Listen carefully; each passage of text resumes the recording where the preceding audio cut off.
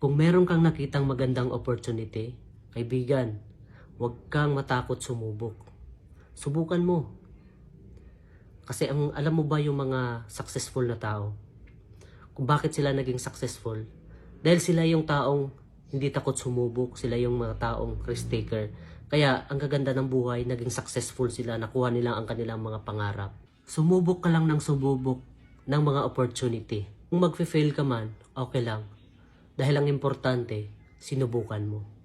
What if mag-success ka? 'Di ba?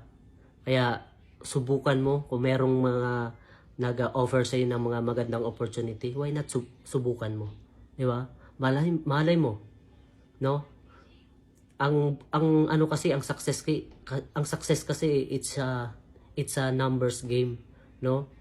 The more na mas marami kang sinubukang opportunity, the more na mas malaking chance mong maging successful or malaki yung chance mong manalo. Parang loto yan eh. Di ba? Kung hindi ka tataya, no, hindi ka mananalo. Tama? What if kung tumaya ka, may chance kang manalo. Pero sa loto, malaki talagang chance mo na hindi ka talaga manalo.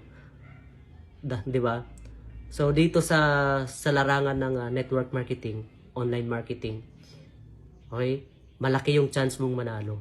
Malaki chance mo maging successful kasi ang daming na nakagawa. Ang daming na naging milyonaryo from scratch to something, no? From rag to riches. Grabe. Kaya huwag kang matakot sumubok pag merong nag-aalok sa iyo ng magandang opportunity. Kaibigan, sumubok ka. So this is JR.